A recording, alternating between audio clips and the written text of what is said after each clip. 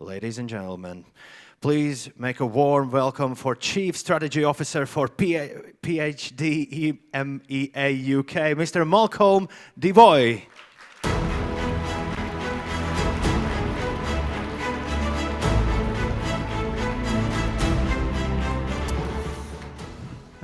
Thank you very much for having me here. It's an incredible venue.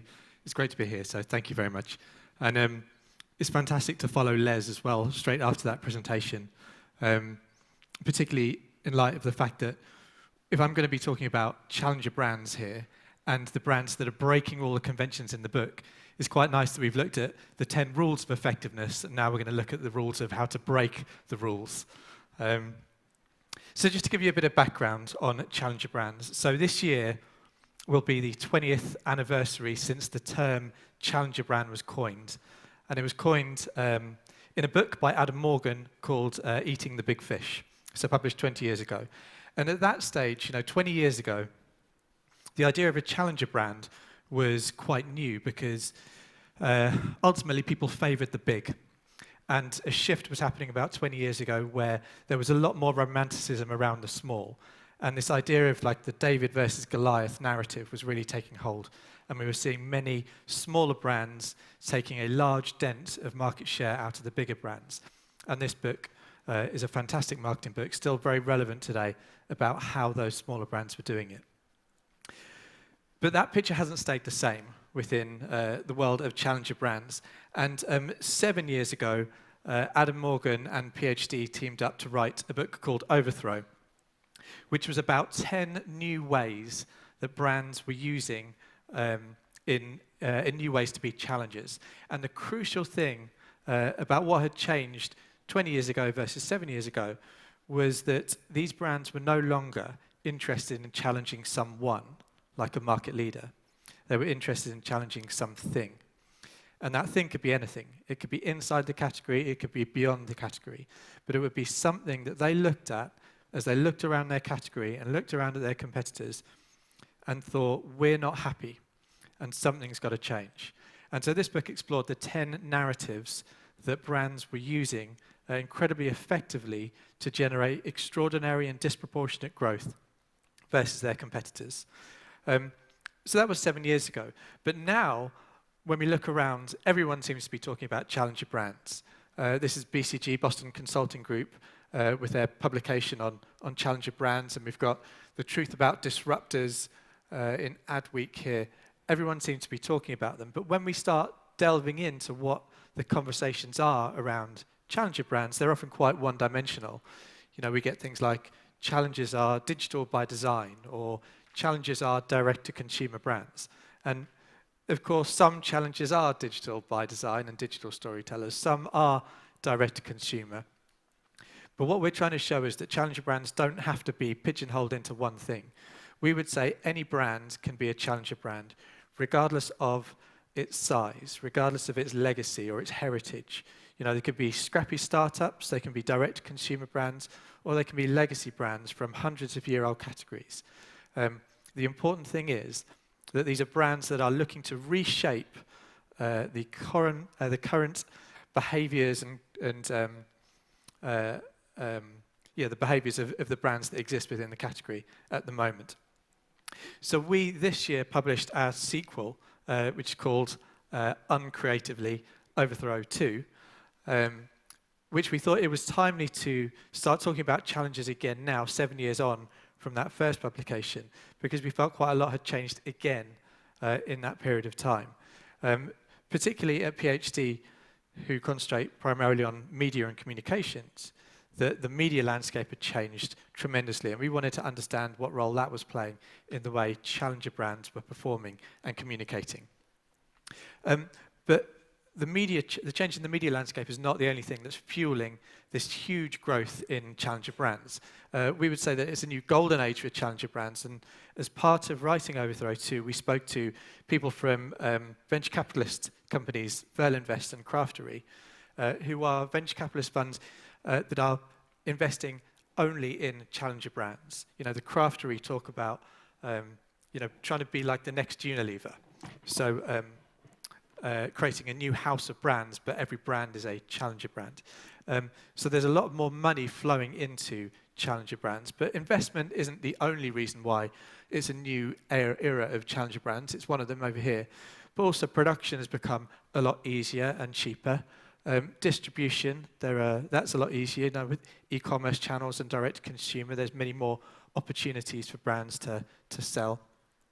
And marketing and talent, this is a really interesting one, because if we go back 10 years ago to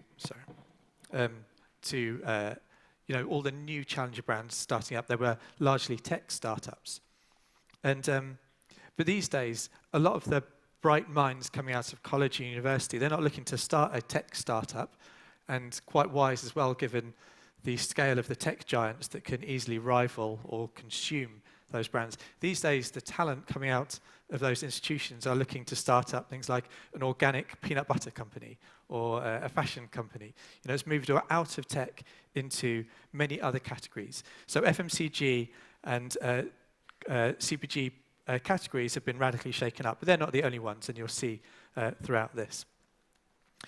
So what we're going to look at now is the way in which challenger brands have evolved and some commonalities behind them. Within the book, you'll see the 10 challenger strategies that we outline. So the way we go about it in the book, we describe the narrative, we'll have an interview from a brand that embodies that narrative, and then we'll talk about the media and communication principles. Now, we're not going to go through each of those. I'll just quickly mention some of them, which is, as I said, that crucial point is these are brands challenging something rather than someone. And the thing that these brands are challenging is very different. So a democratizer, for example, is a brand that is looking to make something accessible to the many that was previously only accessible to the elite. Les mentioned Google and how their insights tool is free. They are, in that particular vertical, a democratizer brand. They're giving something for free that was previously only available for a significant spend. Or let's look at The Missionary. The Missionary is a brand who is fired up by a sense of injustice and wants to make a positive change, either inside the category or at a broader outside in the world. Or The Irreverent Maverick, who is a brand that is just dissatisfied with the mundanity or the boringness or the sense of grey or beige about the category and wants to inject it with a bit of fun or humour or controversy. So these are all brands that are challenging something in their own very different and distinctive ways. But despite all the differences behind them, there are some remarkable things that they have in common. So we're now going to look at exactly what those things are of these challenger brands, because they might give us a glimpse of why these brands are growing so much faster than their competitors in the category.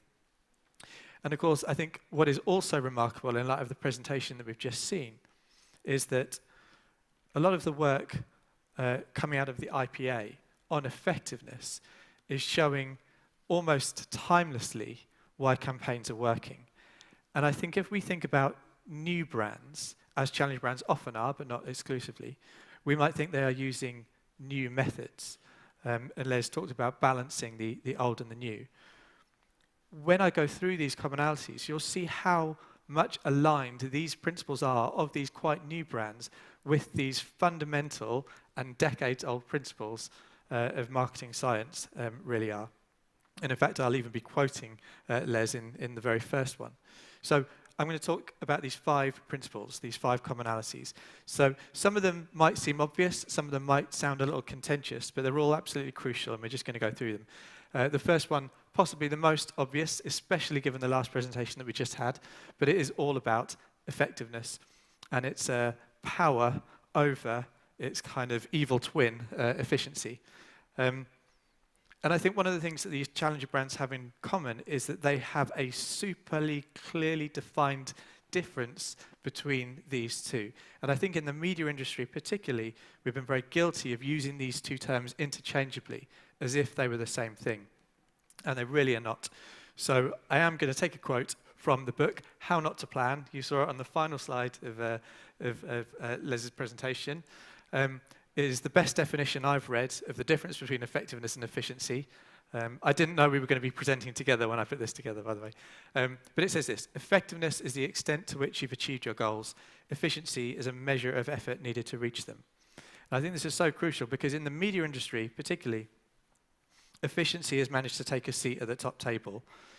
Procurement will lead media reviews. Savings make headlines. The big topics are about savings and efficiency and activation. And yet these brands that we've studied have shown that efficiency is a far smaller consideration, particularly when defining what they want to achieve. So it isn't about going into it looking to save money or to be able to reinvest elsewhere or to make cost savings. It's about the goal. So one is the goal, and one is something that we should consider when constructing the method to achieve the goal. And if we go about putting efficiency as the goal, then we can have some very poor outcomes that weren't intended. Now, the reason why, or one of the reasons why I think we have moved more towards efficiency rather than effectiveness is because efficiency is really easy to measure. There is a seductiveness about efficiency. It draws us to it. So we're drawn into it. And if you look at some of the things here, pricing, all of these things are important. I'm not making a case for not being efficient. These are all important things, but they're only important so far as they marry up with their effectiveness counterpart. So pricing, of course, is important, but not as important as the investment. So, the share of voice, share of market model, or any kind of model that looks at what is the effective and appropriate amount to spend rather than necessarily the pricing, which might be a component of that spend. GRPs, or more specifically cost per GRPs, is an efficiency measure. But again, that's all based on reach. And reach is incredibly important still. As I said, all of these are important. But of course, we have to remember that not all reach is created equally. If we think about that brilliant John Lewis ad from just a moment ago, compared to a small banner on a website, for example, they might have the same reach, or one view is a reach of one, but the impact might be very different. So GRP is easy to measure. Impactful reach, it's harder. There's no specific metric, but of course there is a real practical and important difference between the two and a benefit for creating impact. And then finally, and this is my favorite one, ROI. Again, in the media industry, we're obsessed with ROI. We talk about it as if that is the goal, and quite often it is the goal, but it is still an efficiency measure. It's talking about how much we spent to achieve a certain amount of payback. Now, if ROI is solely our goal, the outcome that we're looking to achieve, we can improve it right now. We can halve all media and marketing spend today, and I bet you your ROI would improve. But of course, also your sales would decrease and your brand size might decline and so on. So it can be incredibly useful. It can be a fantastic measure, but only so far. And it has to carry on and align with its effectiveness counterpart, which is really and usually about growth. So efficiency, very, very useful, but in constructing the method, not in the outcome. And if we think about what things are effective, and again, the last presentation covered this way better than I will, but these are 3 different sources that talk about the things that correlate more significantly with sales effect than anything else. So Millward Brown, in response to a link testing analysis, said likability is the single biggest predictor of sales effectiveness. We've heard about brand salience, which is front of mind, top of mind awareness in any given need state. So being memorable has the greatest correlation to sales effect of all brand attributes. And of course, emotion. We've talked a lot about emotion today and how that emotive campaigns outperform rational campaigns. Now, this is harder to measure, but of course, ultimately, in the long term, it has a dramatic improvement in campaign performance.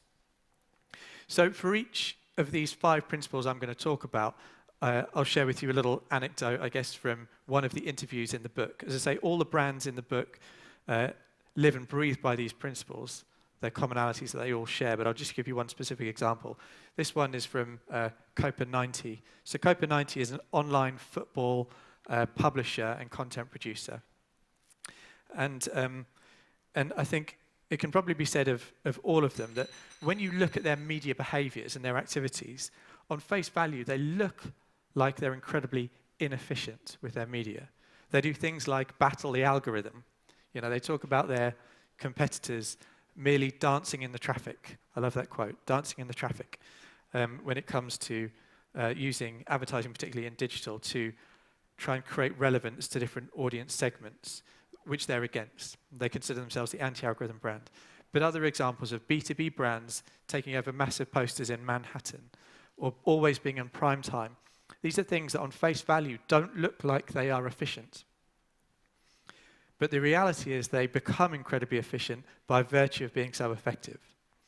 So what we tend to see is with incredibly effective brands is they become very efficient by virtue of being effective, whereas that relationship rarely holds true the other way around. It is rarely the case that brands can be very effective by virtue of being efficient. So I'll just play a quick clip of Tom Thirlwall, the Copa90 founder, just to put this in context. Central to Copa90's mission is giving fans their ball back, giving them a mouthpiece, giving them a platform, championing their stories, and reminding the wider industry of football that the most important constituent in this game are fans. And that had been forgotten about.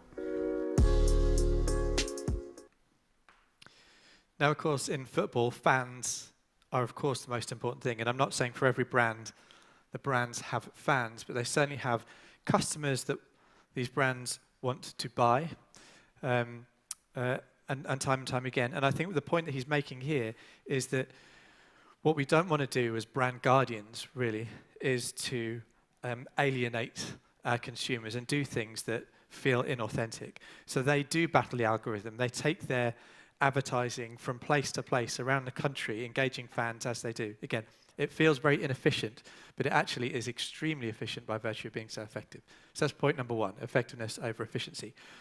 Point number two is all about attitude and the difference between defining your attitude and defining your audience. And these are brands that are all fired up with their own sense of attitude. They are unapologetically confident in the way that they approach communications and the way they deal with consumers and people in the wider world, in fact. And crucially, what we've learned from these brands is that they can be very decisive in how they come across. They can even be very divisive. And yet they draw buyers from such a broad range of audience types and demographics and lifestyle statements and groupings and so on. So this is all about defining your attitude, but not defining your audience in the same capacity. And to give you an example, so we work with Audi. This isn't Audi's data. This is just me mucking around on TGI to try and prove a point. But so Audi buyers in 4 European markets, total buyers of 7.1 million, that's current. And then I created an audience called the Progressives. So Audi is all about progress through technology.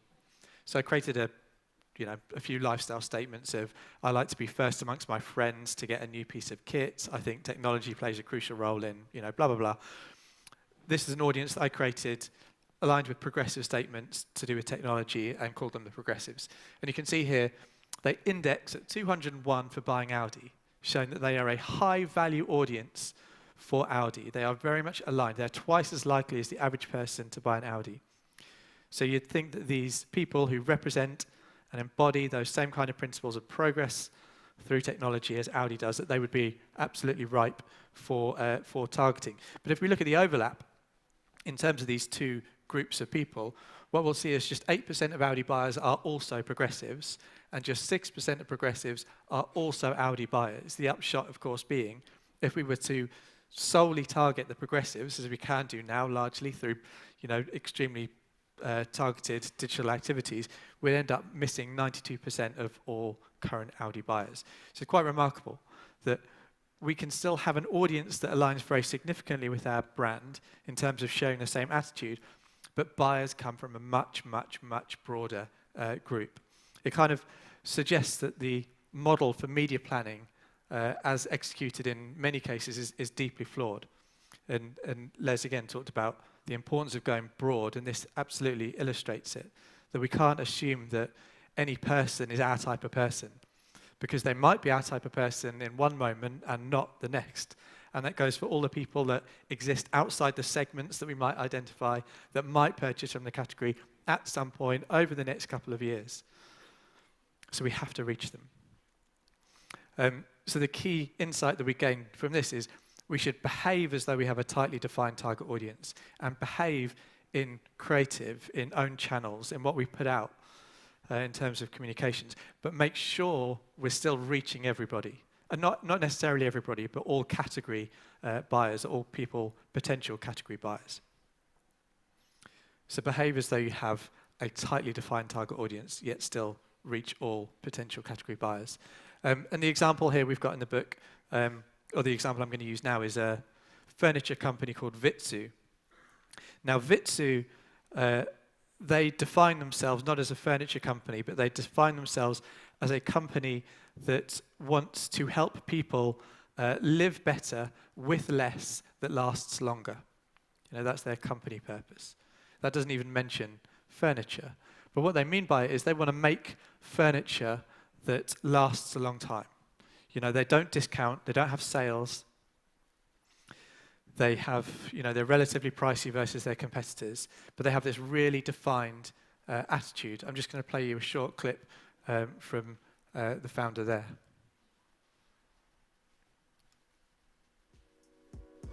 We know who we are, we know what we stand for, we've got to be brave enough to take a position and stand for it. Not everybody likes it. Vitsu is not to everybody's taste. We are, dare I say it, somewhat of a Marmite. Those who love us, once they understand us, wouldn't change it. So that's that point about taking a stand, being unapologetically confident, knowing who you are, knowing what you stand for, but putting it out to everyone. That final graphic that you saw of those people bringing in the no sale campaign, that was for Black Friday. In fact, what they do on Black Friday, given that they are against this disposability culture, is they close all their stores. They give all their employees the day off. They're kind of saying, like, we don't believe in this culture of you know, rapid spend, rapid disposability. We make stuff for life. So on sale day, we're out. So a really interesting brand. And I think also what's crucial here, particularly in this point in relation to audience and where they source buyers from, within that category, within that furniture category, there is another very famous furniture brand that has the direct opposite purpose. Of course, it's IKEA, who came into the market at a very similar time. Of course, IKEA is massive, but they had this view of democratizing furniture with a radically lower price point.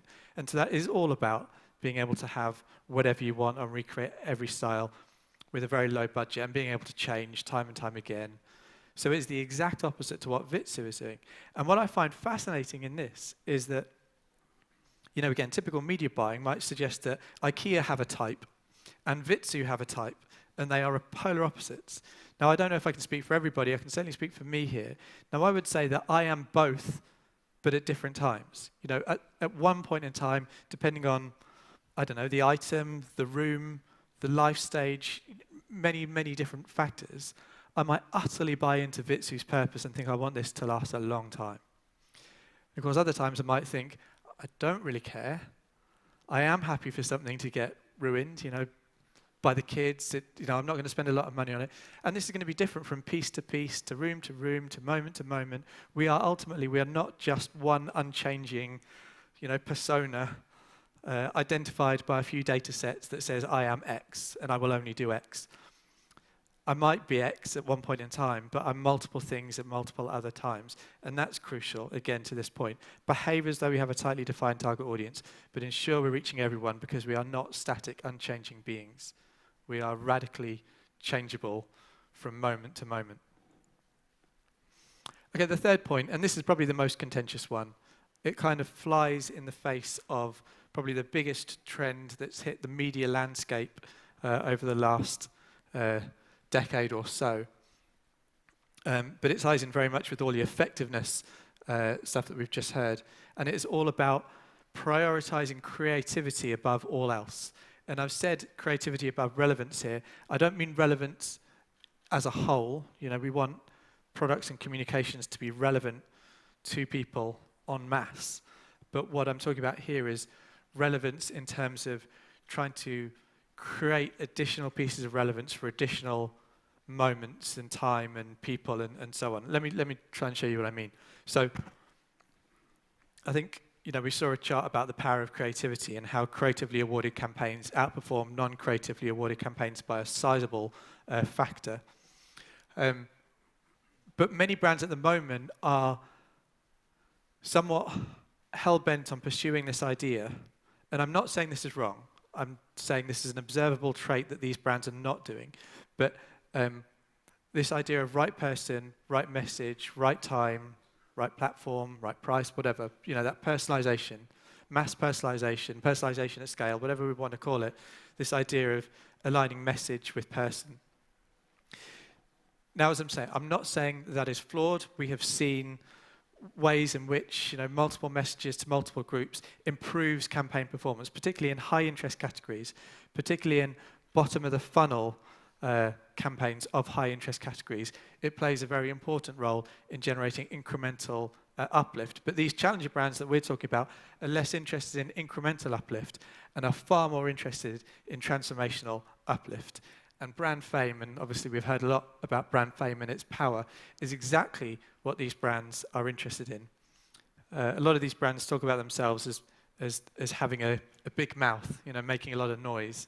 And that's what they're trying to do. They're trying to create brand fame, create something that is relevant enough for people to talk about en masse, rather than this idea of small pieces of micro-optimization being different for different people. I think there's this thing about shared meaning that I think is fascinating. I'm not going to go too much into it at the moment, but brands are built out in the public, just like movies are.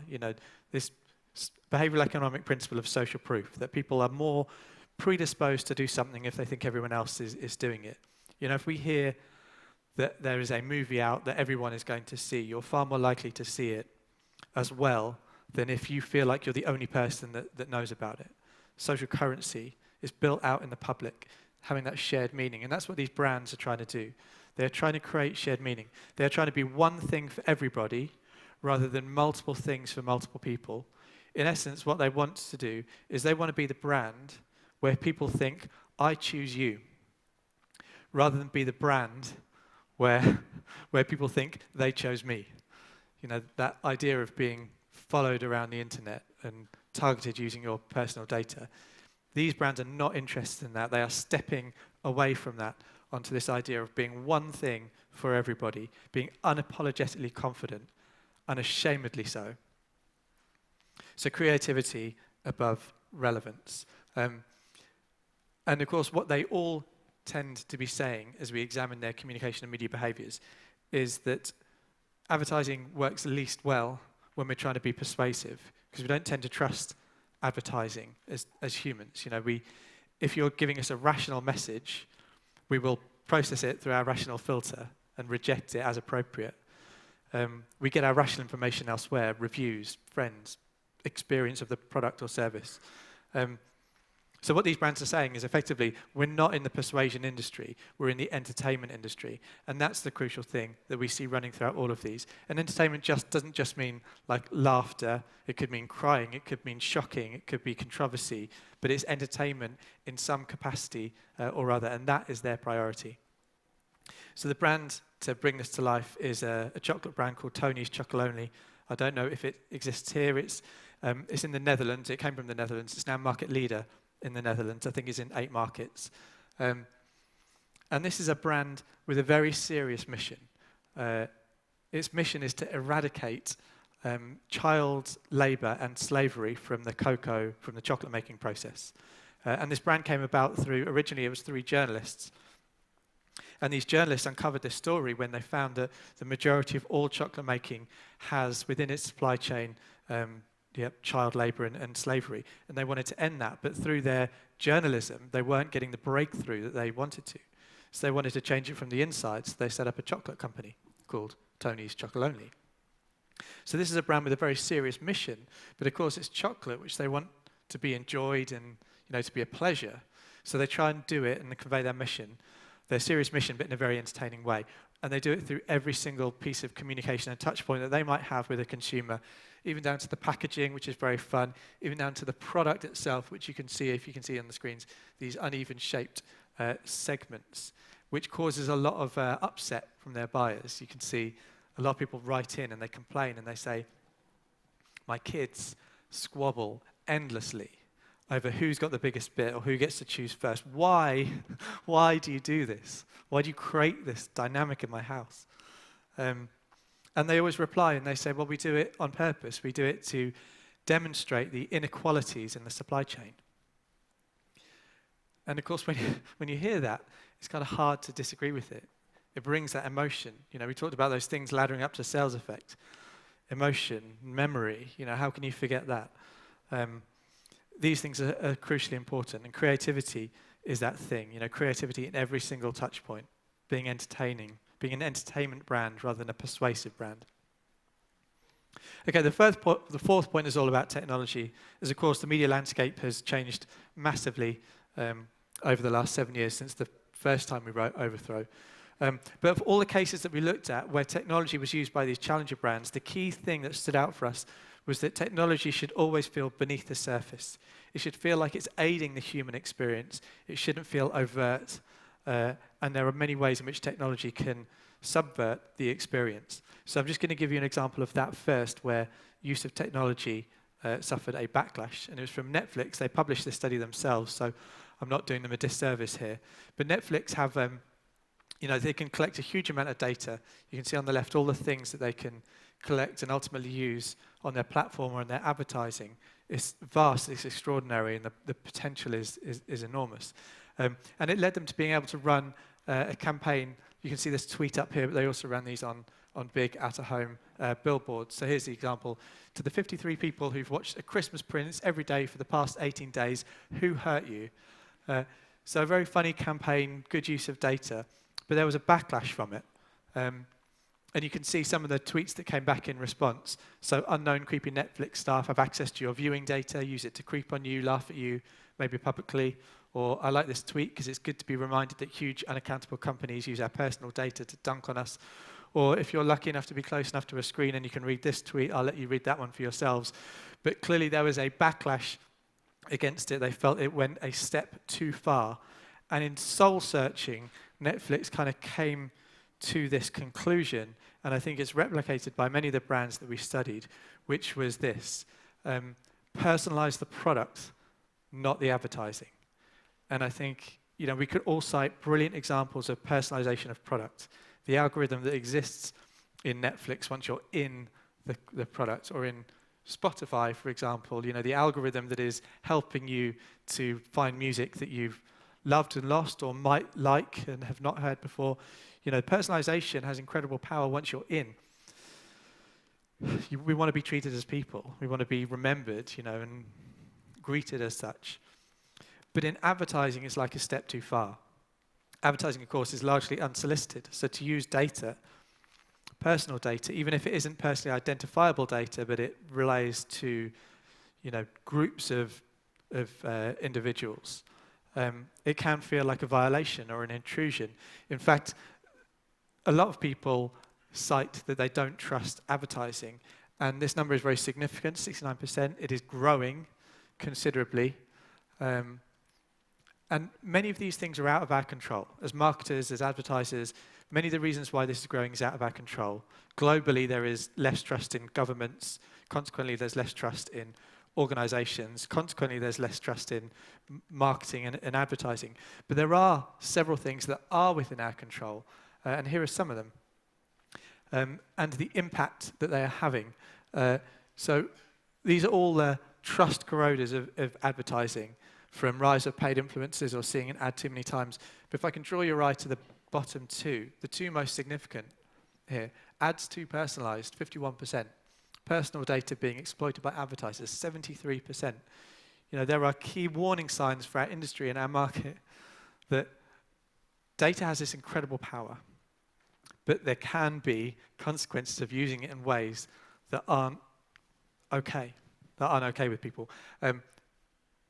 Also, there was a survey conducted at the end of last year to 500 brands in the UK, and one of the questions was about personalization, and only 3% of these brands said they were intended to decrease the amount of personalization in the following year.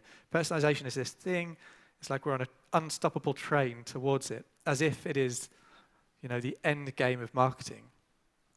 But there are some warning signs, and there are some suggestions that might suggest doing it too much, too overtly, in unsolicited communication channels might not be optimal in terms of what we want to get out of it. So that's one example of where it went less well. Now onto an example of how technology was used very much to aid the human experience. And this is a brand we studied called Lemonade. If you haven't heard of Lemonade, they are an insurance brand, and your whole interaction with this brand is conducted through your smartphone. You'll sign your policy on your screen. You'll also sign this pledge of honesty. And this is so good, this pledge of honesty. What this is saying is when you sign up, you nominate a charity, okay? And the insurance company signs this pledge of honesty, and they say, we will always pay out. If you make a claim, we will always pay out. And they say the reason why they have no interest in not paying out is because they don't keep any of the money from any unclaimed pots. They will give it to the charity that you've nominated. So they have no interest in not paying out. They'll always pay out. And the pledge of honesty that you sign as a consumer is to say, I will not make a false claim. And of course, the incentive for you is that if you were to make a false claim, you're only taking money from a charity that you've nominated. So it kind of works for both ways. But the technology is fantastic here because there's this chatbot that feels incredibly real. It really aids the human experience. You can speak to it. You can write it, and it uses very human language. It'll say things like, what stuff have you lost? Rather than, your typical insurance company would say, please list the items that have been lost or damaged. But it talks in very human language. So we think this is an excellent example. And it's probably worth saying that, we know every single brand is on a digital transformation journey. And I think all too often, the first step of brands on a digital transformation journey, think digital media. Now, digital media might be right. If it's effective, it's right. If there are parts of digital media that's not effective, then it's not right. But what I would say is digital transformation does not equal digital media. Digital transformation certainly means many digital things, digital infrastructure, digital marketing like this. But it doesn't always mean digital media, although, of course, it can, depending on the objective and whatever it is that we're trying to achieve. So I like this quote. The next insurance leaders will use bots, not brokers, AI, not actuaries. And I think this is, where... Oops, sorry. Back again. Technology, eh?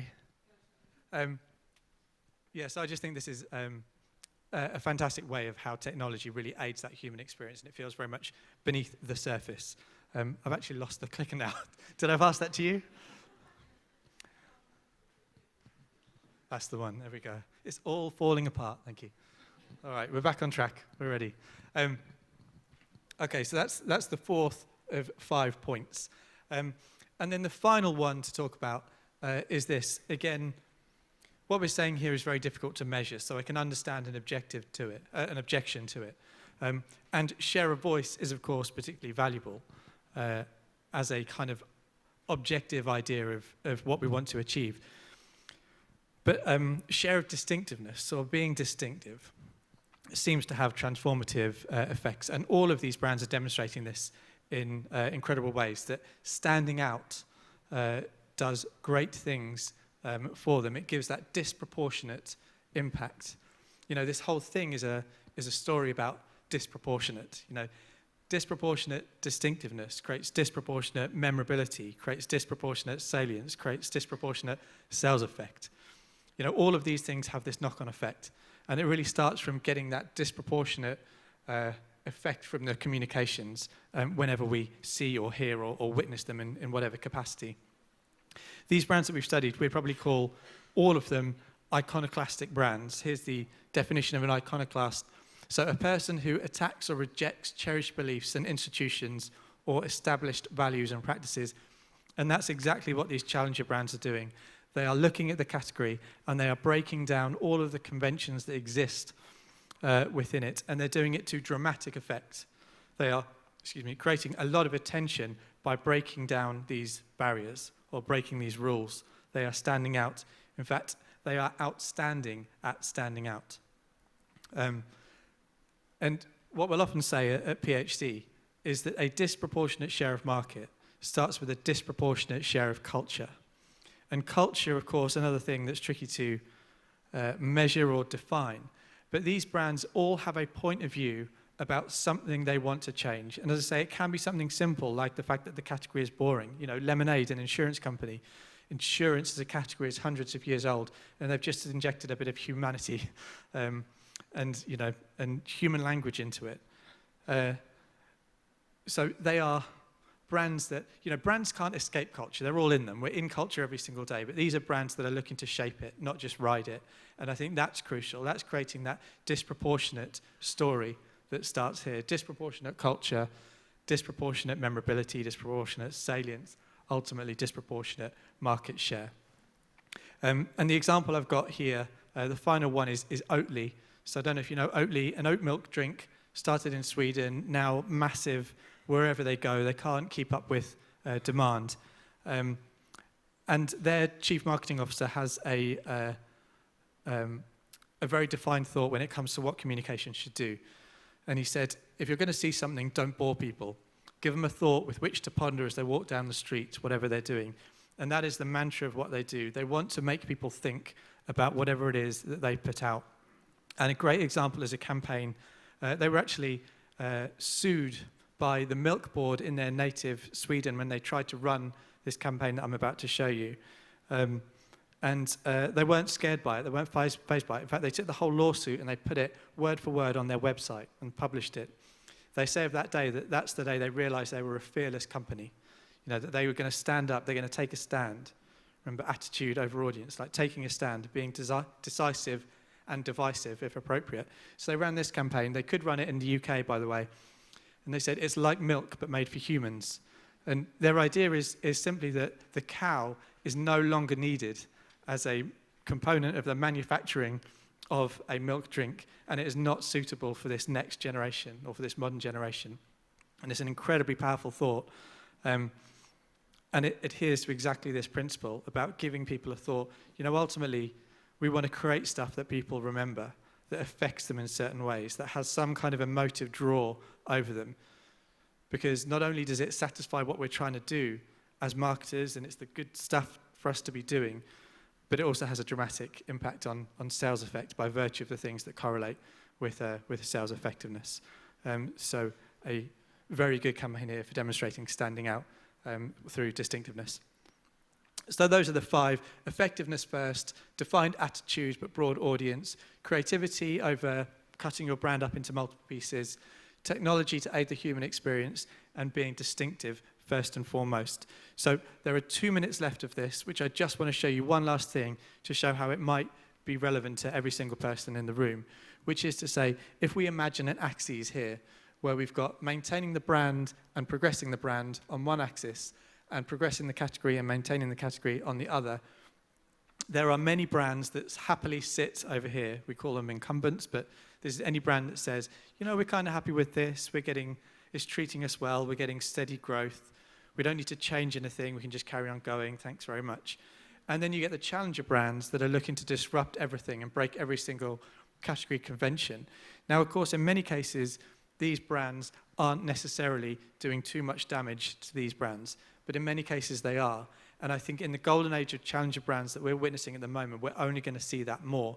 So the message really from this is that regardless of your brand's stature, whether it's market leader, whether it's brand new, whether it's 100 years old, whether it's 100 days old, every single brand has the ability to look inside their organization, inside their supply chain, inside their marketing and communications and think, are we still entirely happy with our behaviors and our motivations and our principles and our practices, or should we be challenging something? And if you're entirely happy, then fine, you're bulletproof. But if you're not, you can start to make that change and be that force. And as I say, it doesn't have to be an ethical force. It doesn't have to be about changing the world. It could be, but it doesn't have to be. It could be about changing anything that you're unhappy with. But really standing for it and having that unapologetic confidence to go for it and letting it manifest through everything, not just marketing communications, because you don't want it to feel like a marketing add-on. That would feel inauthentic. It has to shape everything from culture to product to everything that you do. So that's it. Final line is we cannot overstate the extent to which the planets are aligning for a seismic change in this entire category. And we're going to see this from every single category as the opportunities arise. So thank you very much for your time. Thank you very much. And now some questions from the audience. And I think we're going to start with, you were talking about the furniture company. I heard about it for the first time in my Vitsu. life. But the question, I guess, is, did this brand came up with the attitude by themselves for no sale day during Black Friday, I guess, or is it agency-created strategy? I don't know for certain, but I'm pretty sure this came from them. I think the guy that you saw there, Mark Adams, the guy on the camera, he is so fired up by this sense of purpose. You know, he absolutely believes in this, in everything they do. So whenever they consider any opportunity, they think, does it align with our purpose to ensure that people are living better with less that lasts longer? And if it doesn't align with it, they don't do it. And that was exactly it. You know, Black Friday outside of the US is relatively new. You know, in the UK, it's, you know, hit us pretty hard over the last few years. Everyone's doing it now, but go back 10 years and no one was doing Black Friday. And they are a brand that are predominantly in the UK. And I think, you know, it probably came to that point, like, they've never done sales to this point, and all of a sudden there's a day being celebrated for sales. What should they do? So I think it came internally rather than from an agency. But as I say, I'm not 100% certain. All right. In response to the Netflix case, Spotify actually had a famous campaign very similar to this example. And how come they were praised for this data usage? Yeah, I mean, Netflix were also praised for this campaign. But yeah, you're right. The similarities between the Netflix one and the Spotify one are remarkable. I think we are all human, and we always have to remind ourselves of how sensitive or insensitive we are to different topics at any point in time. And I think when it comes to music, we're happy to be shamed. You know, we're happy to say what our first ever single was that we bought. We're happy to, you know, those kind of things don't feel too personal. They feel public and shared and fun. I think that's slightly different when it comes to viewing habits of people, particularly that are watching the same movie every single day for 18 days. So I think there is a line. And of course, yes, the point I was making was about data and intrusive use of data, and it is the same in both, but there is also that human component as well. We just have to be careful how we use data. You know, the title of the slide was, with great data comes great responsibility, and I think there is that. There is always a role for data, but there's always a role for the human component, understanding the human reaction to stuff as well. So getting the balance right is crucial. All right. Could there be an exceptions in creativity over the relevance? For example, how this works for a new brand? Yeah, of course. I mean, like I said, what I've gone through is not necessarily what everyone should be doing and what everyone should be doing all the time. It is an observation of these brands, which happen to be brands that are growing fast. So there's stuff that we should examine and learn from, not necessarily replicate, because it is going to be different depending on the objective, depending on the category, depending on the state of your business, and so on. But things like, you know, relevance, and I said, you know, there are examples. We've done it at PHD for campaigns where we've seen a great improvement by doing, you know, dynamic creative optimization to different segments targeted brilliantly through programmatic. You know, it can work. All I'm saying is that isn't the only solution. And I think this idea of mass personalization is valid for a part of the marketing and communications role, which is bottom of the funnel for high interest categories. I think this idea of it being the end game of marketing and this incredible, powerful end state is misguided, because that isn't the case for brand communication, which is likely to need to take 60% of the total marketing or media spend. So I'm just using it to highlight this point that it isn't the everything. And in fact, creativity, if you were to pick something that is the everything, creativity is more often that. All right, here you have a love letter from Tinder. You can read it out for yourself. Where are we? One slide. The second narrow one. attitude, broadband-based, had a genius formula. Right. Yes, of course. Yeah. Well, I mean, you can see it everywhere, can't you? You can see this idea of broad, but yeah, very good, very very well highlighted. Creativity. There you go. In broad. All right. Some advertisers are focusing on media channels, forgetting about brand and positioning. Is such communication as a threat to the long-term value of the brand? How do you think? Well, yeah. I mean, I think many brands are forgetting about brand and positioning. I think we are obsessed by things that are measurable, and what is measurable is often bottom of the funnel digital activities. So we become obsessed with bottom of the funnel digital activities. You know, everyone has someone to answer to, whether it is, you know, shareholders or, you know, the city or owners or whatever. So showing something that has immediate impact is welcomed, and especially given that many people, you know, a lot of chief marketing officers will only be in that position for 3 years before moving to another brand. They want to make impact right there and then. So they point the light at short-term sales activation. They forget about brand. They don't care what happens to the brand in 12 years' time. They won't be there. So I think there is a real problem. There is a real danger that we have shifted far too short-term in our view, and it is being propagated by everyone. You know, the media industry, the trade press, the brands themselves, the marketers. And it does come a point where we do have to say, like, there are thousands of studies that show that this is not working or it's not appropriate for what we're ultimately trying to achieve. So I think, you know, some kind of intervention has to happen, and Les has been working at it for many years. I'm trying my best as well. So yeah, brand is obviously absolutely crucial. All right, and the last question to finish this is, why no one is angry when Pornhub shares the data that everyone can relate to? I mean, is this a question for me? I'm not even sure. I imagine if Pornhub did start to share their data, you'd have a lot of embarrassed faces, wouldn't you? So, yeah. Okay, you have still 3 minutes. Can you comment on the last one? This came just in. How do you think can you sell brand new facial cosmetic line through sexual attitude ads? Sexual attitude ads. Not sure did I mention those? Did that happen when I was off stage in the microphone? New facial cosmetics line. I have to say I'm somewhat bamboozled by the question. I don't have an answer.